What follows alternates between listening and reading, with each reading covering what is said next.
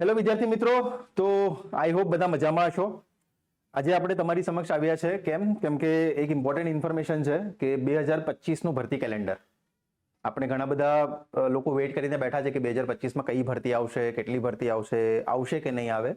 Okay, તો ઘણી બધી એક્ઝામ્સ આપણી લાઈનમાં લાગેલી છે. 23 ફેબ્રુઆરીએ મિકેનિકલ સિવિલની ભરતી છે, જેમાં નોન ટેકનિકલનો જે સિલેબસ છે એનું પેપર છે. ઓકે, તો એના પહેલા આપણને જાણવું જરૂરી છે કે 2025માં બીજી કઈ રિક્રુટમેન્ટ આવવાની છે. તો એના રિલેટેડ થોડુંક આપણે પાછળ જોઈએ. નવેમ્બર મહિનામાં, ડિસેમ્બર મહિનામાં શું થયું છે. તો નવેમ્બર મહિનામાં 26 તારીખે ચેરમેન સાહેબે એક ટ્વીટ કરેલી હતી કે 2025 માટે જેટલી પણ ભરતી કરવાની છે, તો બધા ડિપાર્ટમેન્ટ પાસે એમણે માંગણા પત્ર મંગાવેલા છે. આઈ હોપ કે 26 નવેમ્બરથી અત્યાર સુધીનો જે આજે 13 જાન્યુઆરી છે ત્યાર સુધી ઘણો લાંબો સમય થઈ ગયો છે.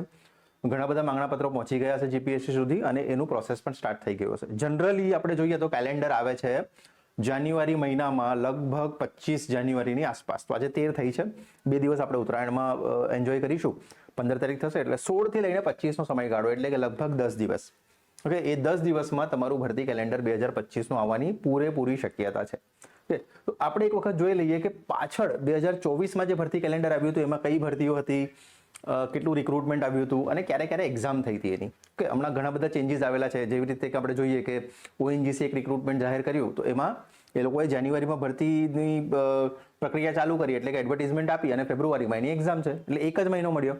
તો આવી ઘણી બધી પીએસયુઝ છે, જે સંસ્થાઓ છે કે જે એક્ઝામ્સ તુરંત લઈ રહ્યા છે, એટલે કે 1-2 મહિનાનો ટાઈમ આપે છે. અને 1-2 મહિનાનો ટાઈમ તમને ખબર છે કોમ્પિટિટિવ એક્ઝામ્સમાં બહુ ઓછો માનવામાં આવે છે. તો આપણે જીપીએસસી પાસે શું એક્સપેક્ટ કરી શકીએ? તમે હમણાં પણ જોયું, હસમુખ પટેલ સાહેબે એપ્રિલ મહિનામાં જે એક્ઝામ થવાની છે, એટલે કે 6 એપ્રિલના દિવસે GPSC class 1-2 non technical exam થવાની છે. ડીવાયએસપી, ડેપ્યુટી મામલતદાર, ડેપ્યુટી કલેક્ટર, મામલતદાર, એ પોસ્ટ માટે જે એક્ઝામ થવાની છે એની ડેટ છે 6 એપ્રિલ. હાલ કેલેન્ડર જાહેર નથી થયું, પણ સાહેબે શું કર્યું છે કે એક્ઝામની ડેટ એની આપી દીધી છે. તો આપણી સાથે પણ આવું થઈ શકે કે સપોઝ જાન્યુઆરી મહિનામાં કોઈ ફોર્મ ભરાય અને એનું તરત જ એક્ઝામ જે છે એપ્રિલમાં આવવાની પૂરેપૂરી શક્યતા હોઈ શકે છે, અગર કોઈ આવે છે પોસ્ટો. અને ડેફિનેટલી આ વખતે મિકેનિકલ, સિવિલ, ઇલેક્ટ્રિકલમાં ઘણી બધી રિક્રુટમેન્ટ આવવાની છે. તો જોઈએ પહેલા આપણે 2024માં જે કેલેન્ડર આવ્યું હતું એમાં કઈ રિક્રુટમેન્ટ હતી. ક્લાસ 1ની સોઇલ એન્ડ ડ્રેનેજ વિભાગની હતી. એક ભરતી હતી, પણ એની એક્ઝામ જૂનમાં એનું ફોર્મ ભરાયું હતું અને ઓક્ટોબરમાં એની એક્ઝામ થઈ. એટલે જુલાઈ, ઓગસ્ટ, સપ્ટેમ્બર 3 મહિના મળ્યા હતા. જૂન 15ની આસપાસ ફોર્મ ચાલુ થયા હતા અને ઓક્ટોબર 24માં એની એક્ઝામ લેવાઈ હતી. તો આવી રીતે ઘણી બધી પોસ્ટ છે. આપણે જોઈએ આગળ. 37 નંબરની પોસ્ટ તમે જોઈ શકો છો. મિકેનિકલમાં 34 જગ્યાઓ હતી. સપ્ટેમ્બર મહિનામાં એના ફોર્મ ભરાયા હતા અને જાન્યુઆરી 2025માં એની એક્ઝામ, એટલે કે ફેબ્રુઆરીમાં હમણાં થઈ રહી છે. તો આ રીતે લગભગ 3 થી 4 મહિના એક્ઝામનો ટાઈમ મળી રહ્યો છે, અને જે ઘણો ઓછો કહેવાય કમ્પેરેટિવલી. આપણને ખબર હોય છે કે દર વર્ષે મિકેનિકલમાં, સિવિલમાં, ઇલેક્ટ્રિકલમાં રિક્રુટમેન્ટ આવે જ છે. તો રાધર દેન વેઇટ કરવા કરતા આપણને શું કરવું જોઈએ? આપણે આપણી તૈયારીને સ્ટાર્ટ કરી દેવી જોઈએ. કે તો બીજી આગળ જોઈએ રિક્રુટમેન્ટ કઈ આવેલી છે. તો જે મોટી ભરતી કહેવાય, અસિસ્ટન્ટ મોટર ઇન્સ્પેક્ટરની જે ભરતી હતી, પછી સિવિલમાં રોડ એન્ડ બિલ્ડિંગમાં 96 જગ્યાઓ હતી. તો એના કરતાં જે કેલેન્ડરમાં આપેલી છે એના કરતાં ઘણી મોટી રિક્રુટમેન્ટ આ વખતે થઈ.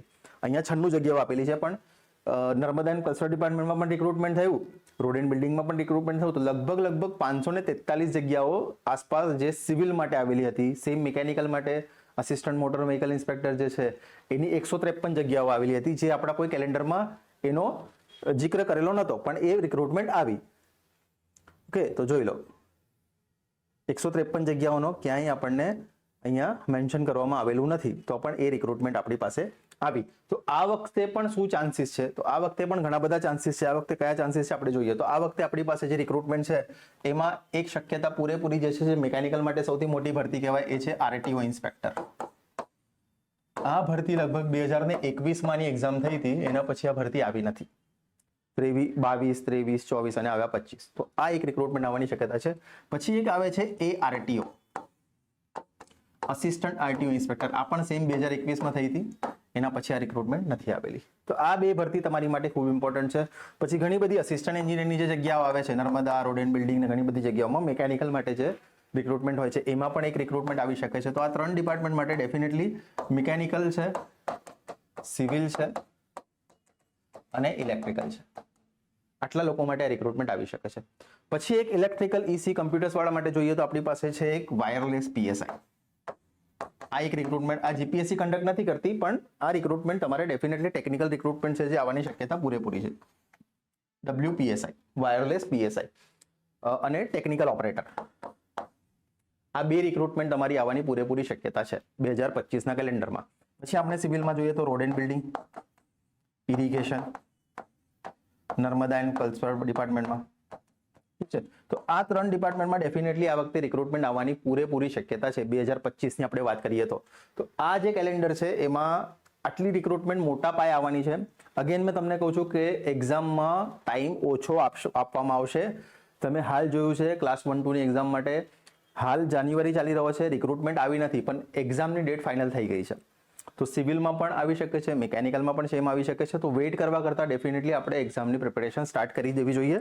તો હવે જીપીએસસીની જે આપણી રિક્રુટમેન્ટ છે એની ઇન્ફોર્મેશન જે છે તમને આ ચેનલ પર મળશે. JEE બાય એક્યુમેન્ટ, જીપીએસસી સિવિલ, મિકેનિકલ, ઇલેક્ટ્રિકલમાં જે પણ રિક્રુટમેન્ટ આવશે, કમ્પ્યુટર્સમાં આવે કશામાં પણ, JEE બાય એક્યુમેન્ટની ચેનલને તમે સબસ્ક્રાઇબ કરો. અહીંયાથી તમને ઘણી બધી ઇન્ફોર્મેશન મળશે. જે પણ એક્ઝામ્સ આવશે, ગુજરાતમાં આવશે, મહારાષ્ટ્રમાં આવશે, મધ્યપ્રદેશમાં આવશે, સેન્ટ્રલ લેવલ પર આવશે, કોઈ પણ સ્ટેટમાં રિક્રુટમેન્ટ આવે છે, ટેકનિકલ રિક્રુટમેન્ટ, એની ઇન્ફોર્મેશન તમને અહીંયાથી મળશે. આઈ હોપ આ વિડીયો તમને સારો લાગ્યો હશે.